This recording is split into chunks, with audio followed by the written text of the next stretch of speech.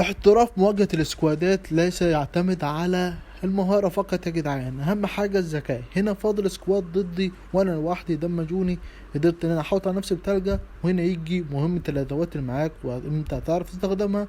هنا استخدمت دروب العربية انه يكسر التلج واقدر اخلع منهم. هنا رموت قنبلة قدرت ان انا اتفاديها وتكون نزلت العربية، ركبت العربية وطلعت وطفشت منهم وخبطت منهم واحد وقعت نوك، وهروح اعبي دمي وارجع لهم تاني. وهنا رجعت لهم تاني، بدل ما كانوا 3 بقوا 2، وقدرت ان انا اشيل منهم واحد اقدر اشيل 2 الباقيين بكل سهولة. اهم حاجة تبعد عنهم، ما توجههمش في مسافة قريبة.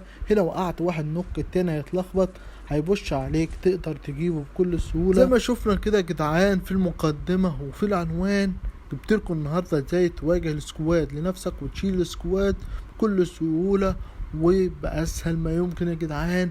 اهم حاجة تتابع الفيديو للاخر وهتفهم الشرح. هقول لك الشرح بالظبط ازاي تشيل سكواد لنفسك وتعمل لقطات زي ما بيعملها اغلب اليوتيوبر في السولو في سكواد.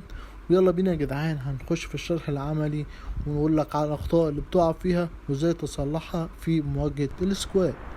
هنا يا جدعان اهم حاجة نقطة النزول. لو هتلعب سولو سكواد اهم حاجة تبعد بعيد عن الناس الكتير، اكيد مش هتقدر تشيل السكوادات دي كلها لنفسك. انزل في مكان قريب منهم تقدر منه تلوت بكل سهولة.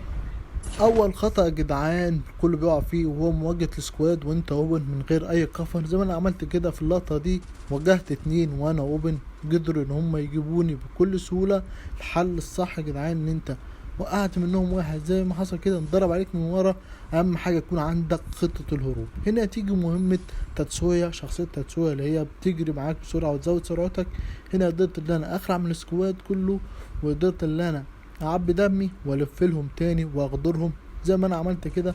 غدرت اول واحد ما خدش باله مني ودخلت بشيت على التاني زي ما كده وقدرت ان انا اهرب منه لان الدم بتاعه ناقص. واجهت التالت وجهته كده ضربت ضربتين وحطيت تلجة واتحركت من مكاني. اهم حاجة تتحرك من مكانك متفضلش في مكانك ثابت. هنا رجعت لنفس المكان وقدرت ان انا افنش النوك بتاعي وانتظر صاحبه يجي. اكيد هو دلوقتي قال لاصحابه تعالوا لي، انا مشيت او اللي وقعني مشي. هنا يجي اول واحد عليا بش عليا بغشومية، قدرت ان انا الف واديله فول ريد ورحت فنشته. عاوز تلوت تروح لوت، ولكن اهم حاجة تكون سامع كويس وتكون واخد بالك ان اي لحظة هتلاقي واحد بش عليك زي ما حصل كده. انا عرفته جاي من هنا، قدرت ان انا اطلع وافاجئه واجيبه بكل سهولة وكده جبت السكواد في ثانية. تاني خطأ بنقع فيه يا جدعان لو وقعنا من الواحد من السكواد نخش عليه بخشومية زي ما حصل كده وتكون اوبن، هيقدروا يجيبوك بكل سهولة من غير اي تعب. الحل يا جدعان ان انت وقعت منهم واحد زي ما حصل كده عمرك ما تبش على الباقي، ما تعرفش هما كام واحد او هما فين او معاهم اسلحة ايه. زي ما انا عملت كده استنيت لما اتجمعوا وعرفت كام واحد ورا التلجة. هنا في منهم قرر يبش عليا، ضربت ضربة ورجعت للكفر، ضربت ضربة ورجع للكفر تاني. اهم حاجة تضرب وانت ورا الكفر كده. هنا كسرت الكفر بتاعها التالت وقدرت ابش عليه عشان انا عارف ليه راحت الماكينة زي ما حصل كده. وعملتها وضربتها بقت في ثانية، سبتها ورحت ابحث عن الرابع.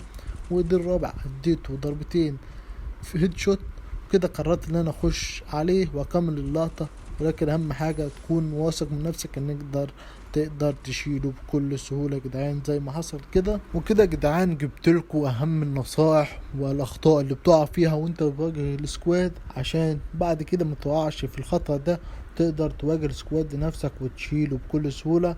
كده وصلنا لنهاية الفيديو يا جدعان، ما تبخلوش علينا بلايك وانزل دلوقتي اشترك في القناة وانضم على السوستاجية وحط لايك على الفيديو واكتب لنا تعليق عشان في جيف اواي على حر حدث الارنب. وبس كده، سلام.